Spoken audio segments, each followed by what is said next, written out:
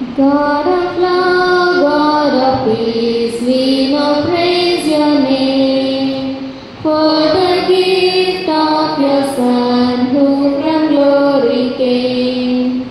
Gave his life on the cross, shed his precious blood, took our place, guilty ones, brought us back to God. Boldly we enter in.